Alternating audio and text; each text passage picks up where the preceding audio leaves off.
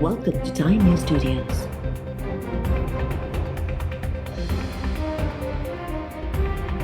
You are watching 5 p.m. Bulletin. इरसा तरफा डिघे अरसे खां पोइ टे रुखे फार्मूले बदिरां 91 वारे मुआहदे तहत सूबनि में पाणी विर्छ जी दावा। सिंध जो हिस्सो 5000 क्यूसिक वधाए 1,20,000 क्यूसिक मुक़रर। पाणी विर्छ बाबति इजलास बाद इरसा तर्जुमान चयो आहे त दरियाई वहकरनि में वाद तरबेला में पाणी जी सतह 3 फुट ऐं मंगला डैम में 2 फुट वधी वई। इजलास में 91 वारे मुआहदे जी शिक़ तहत सूबनि में पाणी जी विर्छ कई वई। पंजाब जो हिस्सो मजमूई तौर 1,07,000 क्यूसिक कयो वियो।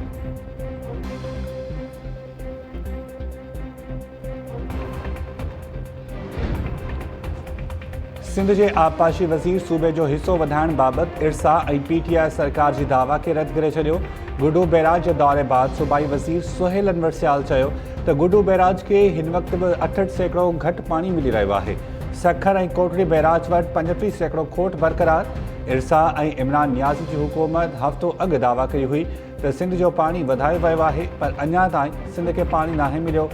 खोट बावजूदि बलोचिस्तान के हिस्से जो पूरो पाणी ॾेई रहिया आहिनि।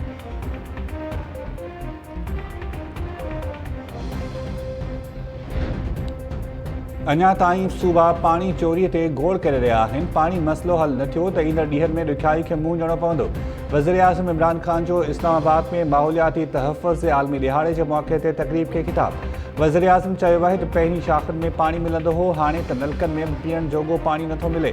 वक़्ति सर क़दम न खयां त ईंदड़ ॾींहनि में ज़रई पाणी जो मसइलो अचण वारो आहे। माज़ी में दरियाहनि खे बदतरीन नमूने गदिलो कयो वियो। ग्लोबल वार्मिंग बि पाकिस्तान सूदो समूरी दुनिया ते असर विझी रही आहे।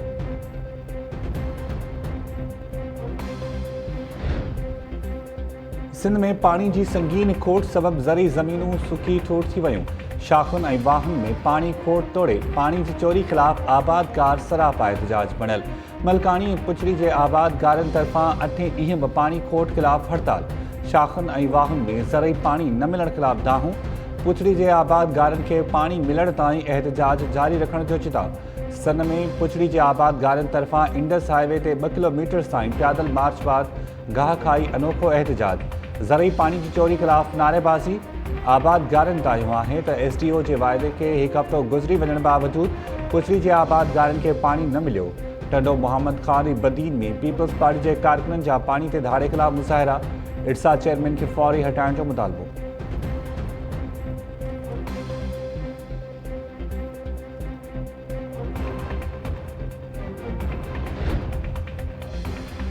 बिलावल अॻी पंहिंजी पार्टी नवाज़ लीग हवाले कई हुई। बाद में ख़बर पई त संदन तलाक थी वई। असांजी ख़्वाहिश हुई त संदन शादी बरक़रार रहे। लॻे थो फज़लुर रहमान जे छुहारनि में दम न हो। फज़लुर रहमान निकाह पढ़ाए, सियासत संदसि कम नाहे। सुतसमा वारे वफ़ाक़ी वज़ीर फवाद चौधरी चयो आहे त अपोज़िशन सां बहितर लाॻापा चाहियूं था। नवाज़ लीग ऐं पीपल्स पार्टी जूं पॉलिसी वाज़े थियण बाद सम्झ में अची वेंदो त फज़लुर रहमान छा थो चाहे। अरबा ते इलेक्शन कमीशन के इलेक्ट्रॉनिक वोटिंग मशीन बाबति ब्रीफिंग ॾिनी वेंदी। लाहौर में मीडिया सां ॻाल्हियुनि दौरान फवाद चौधरी चयो त बजट सवलाई सां मंज़ूर थी वेंदियूं। इतिहादी बजट में हिमायत जी ख़ातिरी कराई आहे। तरीन जो धड़ो बि PTI सां गॾु आहे। जहांगीर तरीन सियासी माण्हू आहे। सियासतदाननि जी दावतनि ऐं मुलाक़ातुनि सां फ़र्क़ु नथो पवे।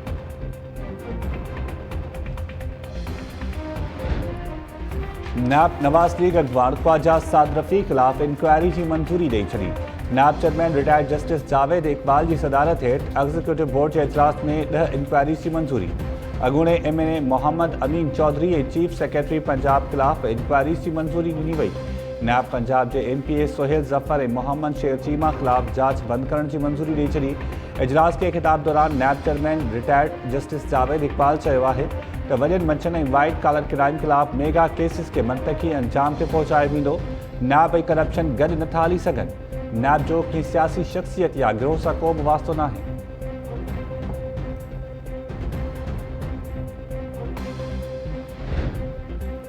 सिंध हाई कोर्ट के additional registrar public service commission खिलाफ तफ़सीली फ़ैसिले की कॉपी चीफ सेक्रेटरी ॾांहुं उमाणे छॾी। लाॻापियल खातनि जे सेक्रेटरीज़ ॾांहुं बि कॉपीज़ उमाणी वयूं।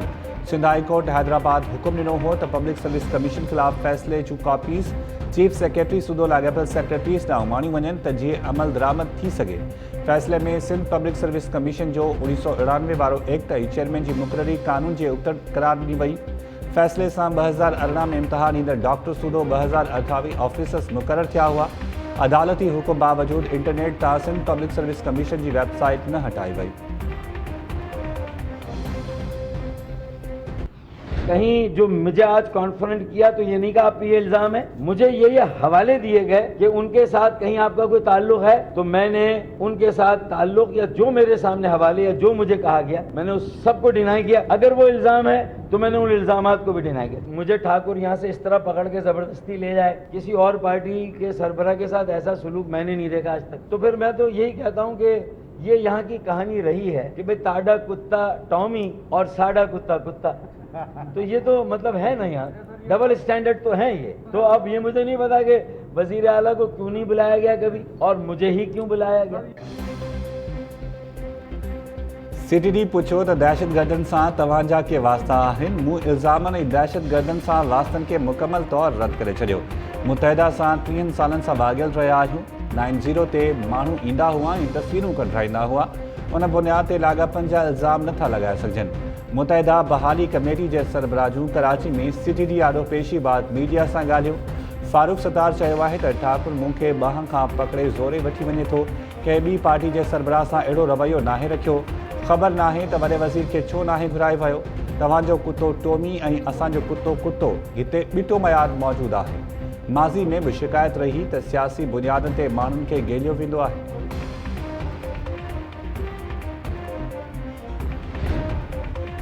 सिंध में 40 डॉक्टर्स के सीनियर मेडिकल ऑफिसर ऐं 26 डॉक्टरनि के सीनियर विमेन मेडिकल ऑफिसर तौर तरक्की ॾियण जी मंज़ूरी। वॾे वज़ीर मुराद अली शाह जी सदारत हेठि सिलेक्शन बोर्ड 1 जे इजलास दौरान मुख़्तलिफ़ खातनि में कामूननि जा ग्रेड्स वधाइण जी मंज़ूरी ॾिनी वई। वर्क्स एंड सर्विसिस खाते में फिदा हुसैन ऐं ज़ाहिद कुरैशी खे 20 ग्रेड में तरक्की ॾियण जी मंज़ूरी। पब्लिक हेल्थ इंजीनियरिंग जे नूर अहमद जलवानी के चीफ इंजीनियर ऐं स्कूल एजुकेशन खाते जे सलीम शेख के चीफ इंजीनियर वर्क्स तौर तरक्की ॾियण जी मंज़ूरी। सुदसमा खाते में गुलाम सकलैन खे तरक्की ॾेई DG बणाइण जी बि मंज़ूरी ॾिनी वई। तरक्की लाइ मंज़ूर थियल ऑफिसर्स में सर्विसिस खाते ऐं तालीम खाते जा ऑफिसर्स शामिल।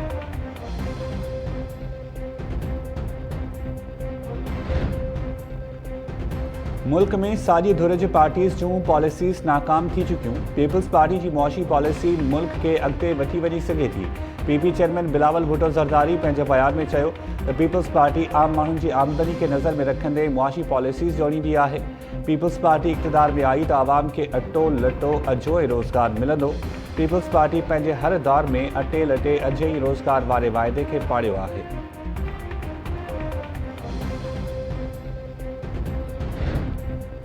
सरदार अदालतुनि खे बि पंहिंजी औताक सम्झनि था। मेहर वाक़े जे केस में जवाबदार धुर जो वकील देर जा हरबा इस्तेमालु करे रहियो आहे ऐं वकील सूदो अदालत में पेश थींदी रही आहियां।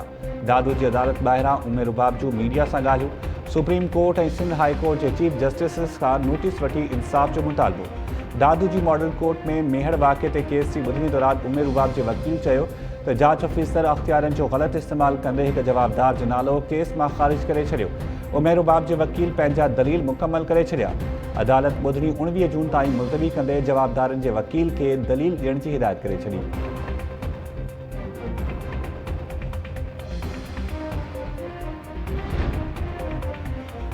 सिंध हाई कोर्ट ॿेले खाते जी ज़मीनुनि जी अलाटमेंट रद्द करण जो हुकुम ॾेई छॾियो। ॿेले खाते जी ज़मीनुनि ते कब्ज़नि ऐं अलाटमेंट बाबति DG नायब सखर खां जांच रिपोर्ट तलब। सिंध हाई कोर्ट सखर ॿेले खाते जी ज़मीनुनि ते कब्ज़े वारे केस बाबति लिखत में फ़ैसिलो जारी करे छॾियो। कब्ज़ाख़ोरनि खे पाणी फ़राहम करण ते कोटड़ी बैराज जे चीफ इंजीनियर ऐं AC जा गिरफ़्तारी वारंट्स जारी। हेस्को चीफ खे कब्ज़े जी ज़मीनुनि ते बिजली जा कनेक्शन्स काटण जो हुकुम। अदालत पंहिंजे फ़ैसिले में चयो आहे त SSP अदालत खे आगाह कयो त टंडो अलहयार जे वॾेरे सरफराज़ निज़ामानी जी लोकेशन इस्लामाबाद में मिली रही आहे। IG सिंध ऐं IG इस्लामाबाद खे हुकुम ॾिनो आहे त वॾेरे खे गिरफ़्तार करे अदालत आॾो पेश कयो वञे।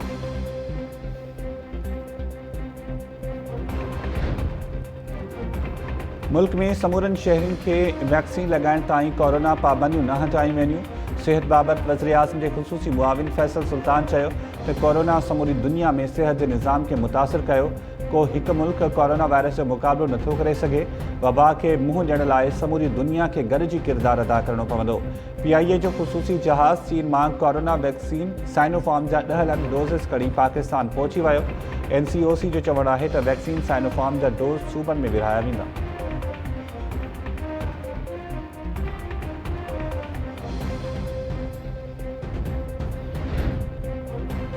मलीर में सिंधी वसंगनि ते मुबैना कब्ज़े ख़िलाफ़ बहरिया टाउन जे गेट आॾो धरणे जूं तयारियूं मुकमल।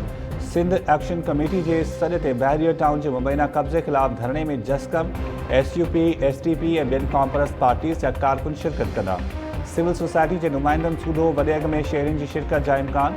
सिंध एक्शन कमेटी जो चवणु आहे त बहरिया टाउन जे कब्ज़े ख़िलाफ़ गॾियल क़ौमुनि सूधो मुख़्तलिफ़ मुल्कनि जे सफ़ारतकारनि खे बि ख़त लिखिया वेंदा। JUIFA अॻवान राशिद महमूद सूमरे तरफ़ां सुभाणे बहरिया टाउन आॾो धरणे जी हिमायत जो ऐलान। DIG ओभर बहरिया टाउन जे गेट अॻियां धरणे लाइ सिक्योरिटी प्लान जारी करे छॾियो। धरणे दौरान 3 SSP जी सरबराही में 150 खां वधीक एहलकार मुक़ररु कया वेंदा। एहलकार 10 गैस गन ऐं 500 गैस शील्ड सां लैस हूंदा। इज़ाफ़ी वाटर कैनन बि बहरिया टाउन पहुचाइण जी हिदायत। नोटिफिकेशन मूजिबि आइकन टावर आॾो थियल क्रेकर हमले खे नज़र में रखंदे सिक्योरिटी जा सख़्त इंतज़ाम कया विया।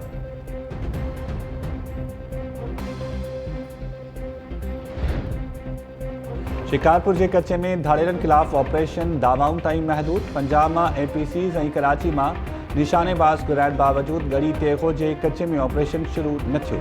शिकारपुर पुलिस रुगो हिकमत अमलियूं तब्दील करण में रुधल। ज़रियनि जो चवणु आहे त पुलिस ऑफिसर्स ऐं एहलकार पके में क़ाइमु थियल कैम्प ते वेठल रहनि था। धाड़ेरनि खिलाफ़ अमली तौर ते ऑपरेशन शुरू न कयो वियो। घोटकी जे कच्चे में SSP जी निगरानी हेठि ऑपरेशन में 20 खां वधीक थाणनि जी पुलिस शामिल। पुलिस तरफ़ां फरार थियल ॾोहारनि जा ख़ाली घर ड्राहे पट करण जी दावा। घोटकी पुलिस जो चवणु आहे त कच्चे में धाड़ेलनि जी अचवञ जा लंघ बंदि कया विया आहिनि। दरिया जे किनारे ते 20 खां वधीक पुलिस पिकेट्स क़ाइमु।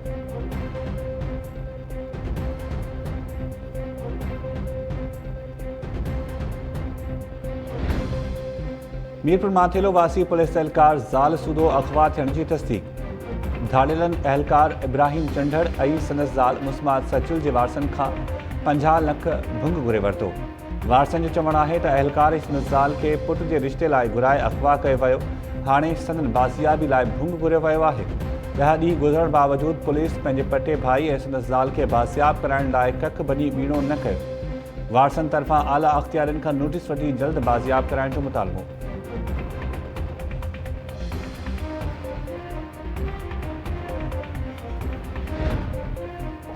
चक भरसां ॻोठ जिवायो जतोई में कमालानी ऐं अतराणी दुरियनि में कारह तकरार ॿीहर भड़की पियो। 4 कलाकनि ताईं झेड़े ऐं फायरिंग में नीगर नूर हसन कमालानी मारिजी वियो। गोलियूं लॻण सबबि 3 ॼणा ज़ख़्मी। पुलिस पारां कार्रवाई न करण सबबि नीगर जो लाश 4 कलाकनि ताईं वाक़े वारे हंधि पियल रहियो। चङनि मुड़ुसनि जी मुदाख़लत ते नीगर जो लाश खानपुर अस्पताल में वियो। इलाइक़े वासियुनि जो चवणु आहे त पुलिस इलाइक़े में पहुती पर झेड़ो टारण बदिरां ॻोठ ॿाहिरां ई बीठल रही। धुरियनि में तकरार तां हींअर ताईं हिकु औरत सूधो 8 ॼणा हयाती विञाए चुका।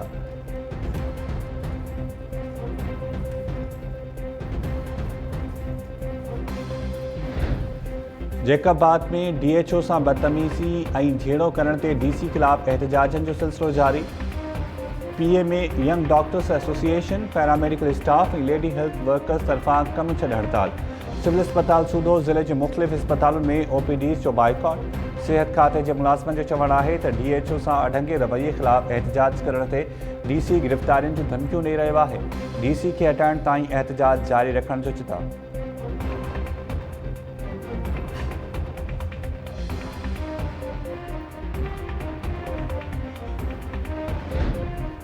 ऐं थरड़ी मोहम्मद भरिसां बिजली जी तार मां लॻल ख़ौफ़नाक बाहि 6 ॻोठाणनि जा घर साड़े छॾिया। ॻोठ बाबल कलोड़ो में बाहि सबबि घरनि में रखियल अनाज ऐं हंधि बिस्तरनि सूधो अल तल सड़ी रख। इतला बावजूद इंतज़ामिया फायर ब्रिगेड न उमाणी।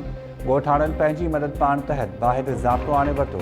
बाहि मुतासिर ख़ानदान बचनि सूधो खुलियल आसमान हेठि बेहियारो मददगार वेठल। टंडोल हयार भरिसां राशिदाबाद में बाहि सबबि खोसा बिरादरी जा 4 घर सड़ी विया। रहवासियुनि गॾियल कोशिशुनि सां बाहि ते कंट्रोल करे वरितो। मुतासिरनि जो चवणु आहे त पाड़े जे ॿारनि रांदि खेॾण दौरान घरनि खे बाहि ॾिनी हुई।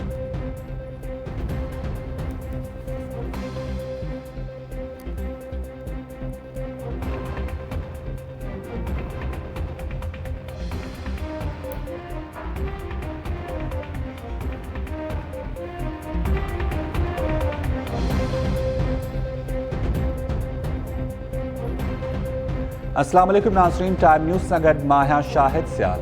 हेडलाइन्स वञे थियूं, हिते वठूं था शॉर्ट ब्रेक।